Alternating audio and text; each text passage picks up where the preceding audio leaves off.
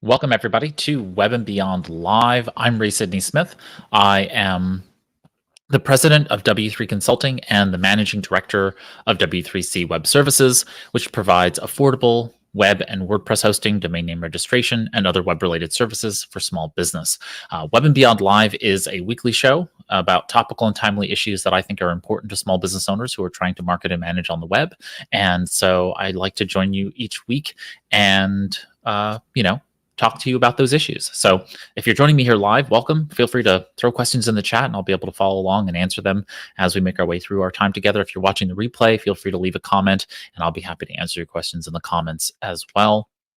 And if you're listening to the podcast after the fact, you can always message me however you deem you're capable of messaging me on Twitter. I'm at W3 Consulting, all kinds of fun stuff there. Today, we have an action-packed show. I want to talk about a number of different things. I'm going to talk about some Google news, and then we're going to circle back to my main topic for today, which is Google My Business. But we're going to talk about some Google news. I want to talk a little bit about Amazon. They just acquired MGM Studios, just thinking through that thought process from a small business perspective.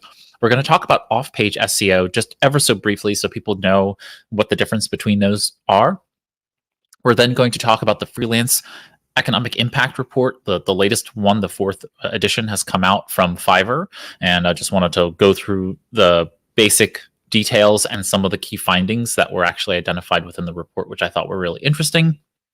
We're going to talk about Square and Bitcoin hard wallet potentially coming. And then, as I said, we're going to close out with some discussion about Google My Business and an unfortunate reality that has come from them getting rid of something that I think is a really bad choice on their part. But I'm presuming it's because it was underused, and we'll get to that when we get to it. So first and foremost, Google has recently announced that they are going to be releasing basically they're going to start ranking websites according to page experience for core web vitals. Those are those three different scoring methods that I have talked to you about before. But if you go into your Google Search Console, you will then see those three scoring methods available in the system. So make sure that you go into Google Search Console and make sure that your website is ranking in the green for all three ranking metrics: that first contentful paint, the cumulative layout shift, and for the first time to interact. That first input delay, what they call FID, is going to be your thing that you want to be able to measure for good page experience according to the Core Web Vitals update. Now, they did say that even after they start rolling this out, which will be about June 15th, the rollout is going to take some time, so you may not see it immediately, and you shouldn't really get too crazy about whether or not you're prepared for it. The reality is that check your Google Search Console, the Core Web Vitals report, and do everything you can to make sure that you are making your website a good experience for people, and that's going to be good for you for Google. But it's not the end of the world if it's not. But I have been warning everybody that they may see some impact to their sites, especially if they're in the e-commerce space, if they're not ready for this. Next up is a really great announcement. This happened a few weeks ago, but Google has announced that they are going to start integrating with WooCommerce, GoDaddy, and Square. And so for those of you who are hosting with us and are using WordPress hosting and are using WooCommerce, soon you will be able to connect your products through the Google Shopping, that is the Google Merchant Center, in a direct partnership with Google. So this is really, really powerful stuff. I'm really looking forward to seeing what the schematics and the details about this all are, but this is really going to speed up the process for being able to get WooCommerce, which is the largest e-commerce platform on the web, really getting people who are hosting their WordPress websites and want to have their e-commerce displayed in Google Shopping done presumably automatically, maybe through Merchant Center. I'm not sure how they're going to do it, but I'm excited to see what's going on there. But just know that this is coming down the pike very soon. Next up is that Google announced the integration of Google Meet with some of their Google Drive products, that is Google Docs, Sheets, and Slides. And this is part of their Smart Canvas features that they announced at their Google I/O conference, their annual developer conference.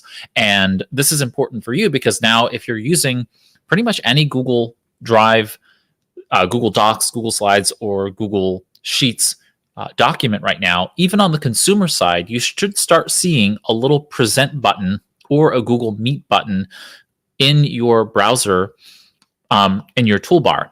And that means you're going to now be able to immediately present to a room of people. If you have an ongoing meet, for example, Google will know that because it's in the browser, and it'll give you a little button, and you can automatically share a screen that you're working on with everybody in the meeting. This is incredibly powerful and good for productivity. So I'm looking forward to seeing them bring this into other features. And I hope that we can soon bring this into even more applications, maybe with add-ons and otherwise. But good on Google there, because I'm going to tear into Google later. I'm saying all the positive stuff now. Next up is that Amazon is going to be buying. They've started the process of purchasing the MGM Studios, and so MGM Studios owns thousands and thousands of movies, lots of titles and TV shows, and so I can't even name all of them, but you know many of the shows that they have, and so they're paying a lot of money for it. And they want to be able to be competitive in the Prime space, right? So Amazon Prime has Amazon Prime Video. And the way in which this kind of relates to the small business space, in my perspective, is that as we start to see consolidation in any market, we see opportunities here for niche and local niche content. So for those of you who want to create, say, a streaming subscription service where you are recording video, this is in the digital course space. This is in the digital membership space. This can be in the entertainment space where you're creating content for entertainment purposes and putting it into a streaming platform.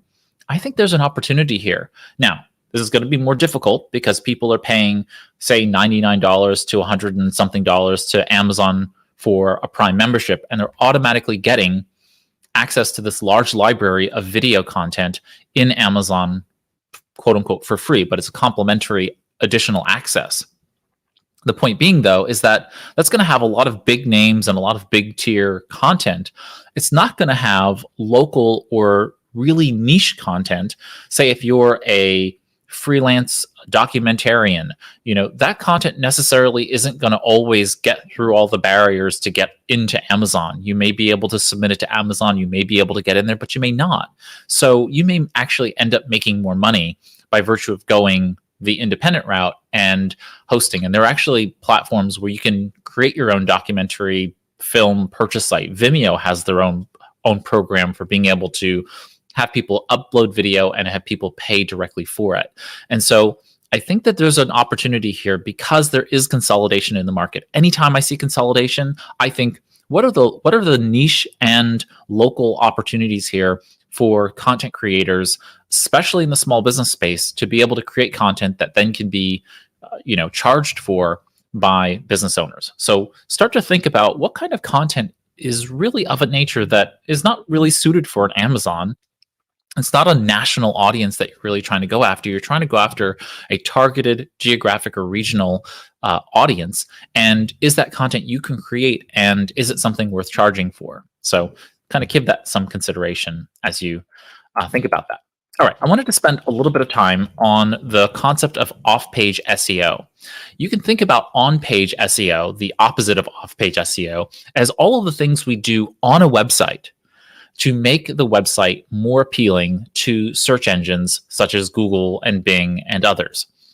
The reality, though, is that once we do everything we can to the existing infrastructure of a site, we then need to go beyond our existing website in order to be able to drive traffic to that website. And so this HubSpot guide, this little checklist that they provide here, is a fun little overview of some of the things they talk about here in terms of off-page SEO. So you can have they have a little checklist here, really good stuff. But they bulk this into kind of 4 different pieces here: link building, social media, local SEO, and then content marketing.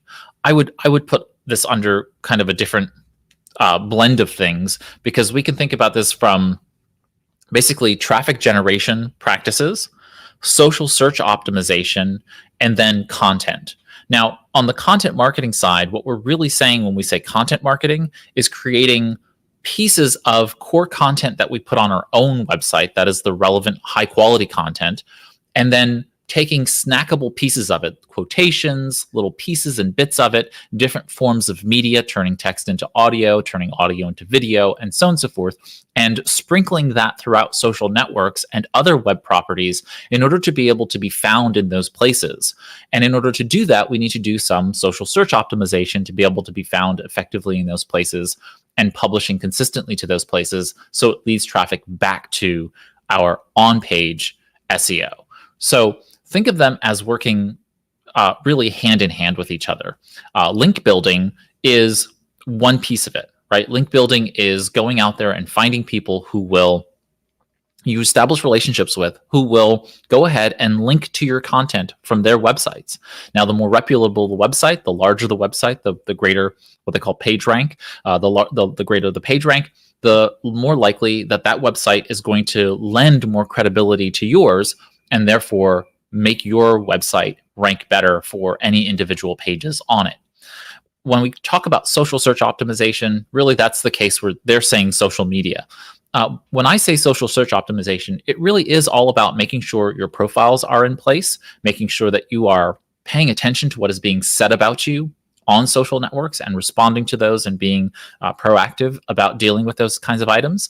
And of course, making sure that we're consistently posting that snackable content that leads people from that social network to your website in some way, shape, or form. We want to be able to direct people to specific brand messaging that then leads them to our website, so that the social networks, as well as the search engines, get the right ranking signals that those words that surround that link lead people over to your particular pages on your website that you want them to go to. They also talk about ratings and review management. This is, of course, important to local businesses. And so local SEO is what we call off-page because it's not directly on your website. But you can think about your listings as their own kind of little websites, little mini websites. Certainly Google My Businesses, and we're going to be talking about that in a bit. And so you want to make sure that you are consistently getting new ratings, getting reviews, making sure that you are managing them by responding to them, and making sure that you're having illegitimate ones, removed and or at least responded to effectively over time. So you have a lot of stuff going on there in terms of off-page SEO. And then finally, they talk a little bit about influencer marketing. And influencer marketing here is really interesting because it ends up being working with influencers for one of two purposes. One is just for more social network exposure. The other could also be about building backlinks from their web properties to your website. And therefore, you're in essence paying them affiliate commission in order to do so. They note guest blogging here, and guest blogging is also a really important piece here. It's kind of the opposite of hiring influencer marketings. It's basically getting publicity by virtue of contributing your own content as an expert in a particular area. And I really find that guest blogging gets a bad rap, and people say, oh, guest blogging is done with, blah, blah, blah. But it's actually still really important and powerful today. So you want to continue to do guest blogging if it's possible. But either way, this checklist is really good. I really suggest checking it out and just going through the various items and making sure that you're paying attention to what things you're currently doing off page as much as on page to make sure that your site is being found on Google and the other search engines. So I just thought it was a really good article and I suggest it. All right, next up is the Fiverr Freelance Economic Impact Report. And they've been doing this report and tracking this data for quite some time. They partnered with Rockbridge Associates and for the last 4 years to put together this particular report. And you can see here that they have this interactive graph, and you can go back year over year and look at the various ways in which the freelance economy has been changing in the United States. And so I found this to be fascinating, and you can think about it from the perspective that freelancers are their own kinds of small business ownership, right? They are independent. They are, having to file, their returns just like we do. They may not have a formal entity, but they are definitely, a contributing part of the small business economy. And in a lot of ways, we as small business owners are frequently also engaging freelancers to help us in our businesses. And they have bundled their kind of categories of freelancers into 3 different categories: creatives, technical, and professional freelancers. And they, for 2020, it was just like an interesting view if you looked at it from 2 different paradigms: population, the size of the population of freelancers in any given area, New York being number 1, number 2 being on the West Coast in Los Angeles, you can see over here. And then you can kind of spatter around. I didn't expect Miami to be the 3rd largest in rank, and then Chicago behind that, Washington, D.C., and then San Francisco, and so on and so forth. But it's really, really fascinating to see. Again, we have this concentration in the coasts, in the coastal metropolitan areas.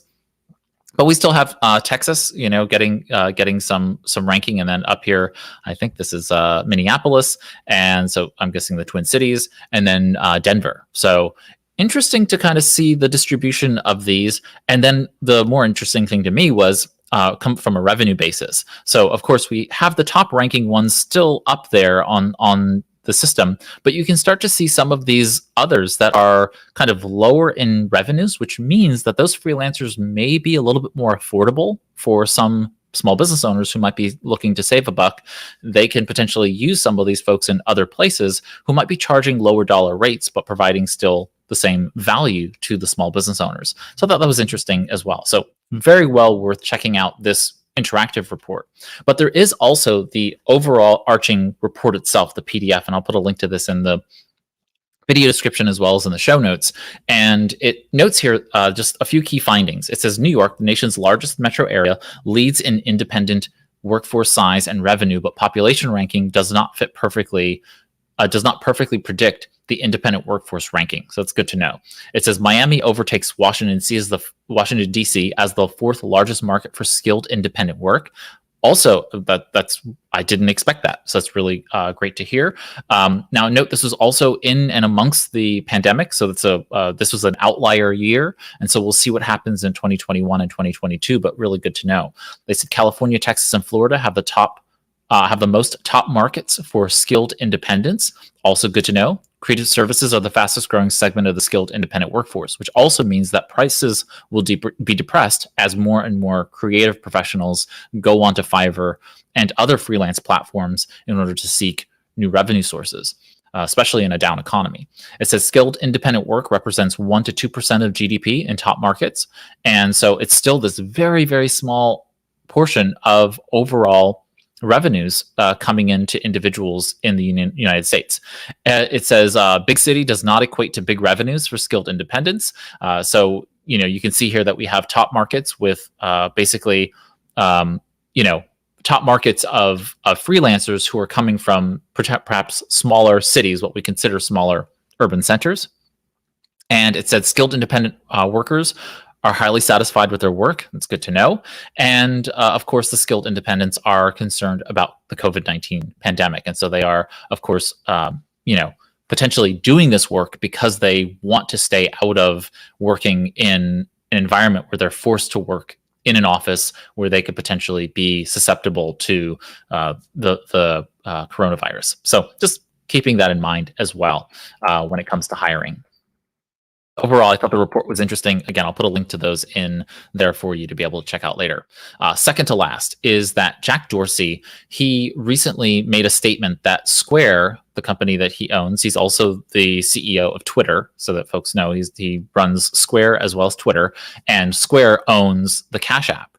And the Cash App recently turned on the capability for people to be able to purchase Bitcoin and in the Cash App. And so it is now what we call a soft wallet. A soft wallet just means it is a software-based manager for cryptocurrency.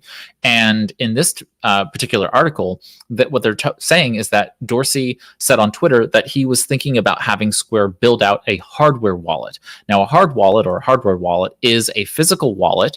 It's a physical device where people can store their cryptocurrency offline. And of course, that provides a little bit greater security in the sense that if I were to want to steal your cryptocurrency, I'd have to have physical access to that wallet. Very similar to having physical access to your credit card, in order to utilize the magnetic striping on it or the chip on, the chip and pin if you have a chip inside of your credit card today, that chip itself, I can't have access to it unless I have physical access to the card itself. Kind of like cash, right? Cash is a bare negotiable instrument. So I have the cash in hand. In order to utilize my money, if I have cash, you need to steal the money from me. So the hardware wallet is a little bit more security, and this, of course, is a public statement from a fairly recognized figure in the fintech or the financial technology space. And so I just wanted to bring it to your attention to know that we're seeing more and more companies. PayPal now supports Bitcoin. We're seeing more and more companies support these cryptocurrencies, and we're going to see this become more and more a part of our small business e-commerce world very soon, as more and more people want to be able to utilize these cryptocurrencies. Now, again, my opinion is that Bitcoin is supposed to be a holder of value, and that Satoshis, which are worth 1/1,000,000th of a Bitcoin, right? So 1,000,000 Satoshis equal 1 Bitcoin. Bitcoin is just supposed to be a holder of value. The Satoshis are supposed to be our transactional dollar, kind of like the transactional dollar. Not that it would probably ever be worth as much as a dollar. Dollar for $1 to 1 Satoshi. That would be it would mean that the U.S. dollar has deflated. Has basically through hyperinflation, the dollar has devalued. But anything's possible. But the idea here, though, is that we're all, as small business owners, going to be getting more and more requests to transact in Bitcoin. And I'm curious, as we make our way through, for you to let us know about what's going on and how that's all working in your businesses. So feel free to let me know if you're hearing anything in that category. Robin, hello, Robin. How's it going? You are asking, what are your thoughts about the strategy of publishing an article on LinkedIn versus publishing a blog on your own website? Is a combination best? Okay, so, you're going on. Okay, so it says, once I publish an article/blog, I then write an intro to it on in a LinkedIn post and put the URL in the comments, and you typically only use your website, thinking of using more LinkedIn articles. Yeah, so this really depends upon how much exposure you want to have your LinkedIn article to and for on different properties. I don't think you actually have very much of a problem with putting your full articles on LinkedIn, only because of this. What is the goal of the article? If the article has a call to action and people still take the call to action, then I don't care whether they saw it on your website or on your blog post. But if your article is just for brand awareness, then I would rather them come to your website and get a little bit of brand awareness plus a potential seeing of your products and services before they read the article, or around the activity of reading the article. So that's the defining characteristic for me, which is if I write a blog post and the call to action in the blog post is for you to take an action that's going to lead you closer down the funnel, then I don't particularly care about where you see that.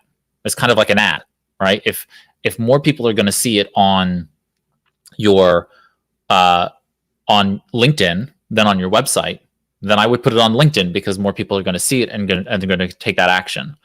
But if I want to get some of the long tail value out of it, then I want them to come over to my website because there's going to be more opportunity for them to get to know me. It's more of a touch point. They're going to see my logo. They're going to see those kinds of things that are going to get them more aware of me and my business before they get to that point of wanting to make a purchase or deepen the relationship in some way, shape, or form. So in your particular case, I don't think it would be a problem for you to, at the bottom, say this was originally posted and put a link back to your website in case people are interested.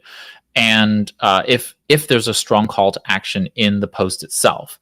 Now, the other side to this is that, when it comes to ranking your website versus, your blog versus the LinkedIn article, you're really not going to be able to, you shouldn't have to worry about that anymore. You're just going to basically, if you posted it in both places, you're not going to do any major damage to your website from doing that. And because you're posting it within the LinkedIn walls, so to speak. And so, people on LinkedIn are going to be exposed to it. I would just make sure that you have a pretty strong call to action within the article, which is something like sign up for your newsletter or check out this other additional thing that goes ahead and deepens the relationship with those folks. It could be them following your company page or coming and connecting with you on your LinkedIn profile, whatever it is that you want them to do as it relates to your particular situation. Okay, hopefully that helps. Let me know if you have any other questions. All right, moving right along now to my last story and the reason I titled today's episode, which is that Google has recently removed the short names or short URLs, sometimes called vanity URLs, for Google My Business profiles. This is a terrible tragedy, and I am very upset with Google about this. So what this really means is that going forward, if you already had a Google short URL, so it would have been a domain that was g.page, so g.page / and then whatever your short name was for your business. So ours is W3 Consulting, right? g.page / W3 Consulting. That would take people directly to our Google Maps listing where our Google My Business profile exists. And this was really great because before you had to use external third-party tools to be able to search, and they would create a link, and then they would be able to direct people to that link via that, baling wire and duct tape type link. So this gave an immediate, clear, easy way to do it. Restaurants could, restaurant and retail could put a sign, create a QR code right there at their register, right there at their counter, on their receipts, on other things, and just say directly to people, hey, scan this. It'll take you directly into the review. Please leave us a review and let us know how we're doing. That was really, really helpful. Well, it seems as though those were just not being utilized enough, and so Google decided to get rid of the functionality.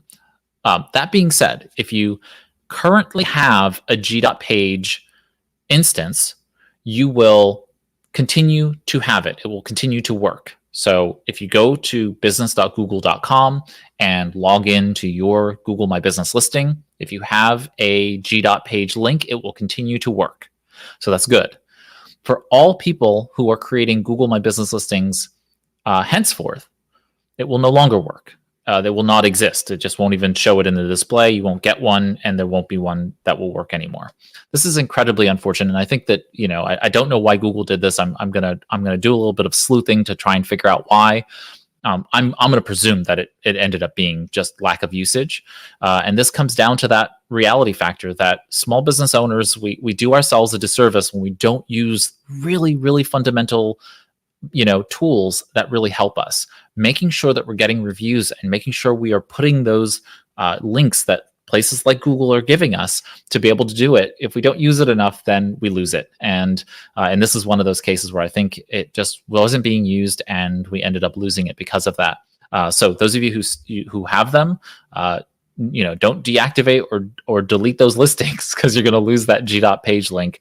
But for those of you who are starting Google My Business listings, starting a day or a few days ago, it looks as though those are gone and not coming back.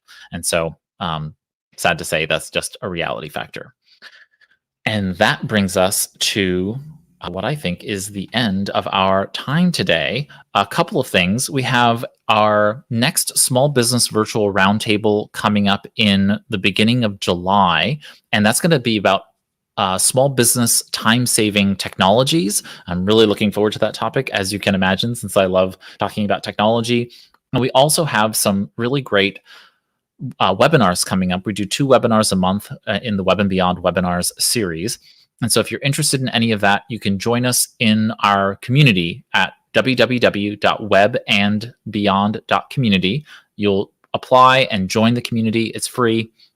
And then you can see all of the events that are being published in and under events. If you do not want to join the community, but you still want to attend an event, you can always go to w3cinc.com/events.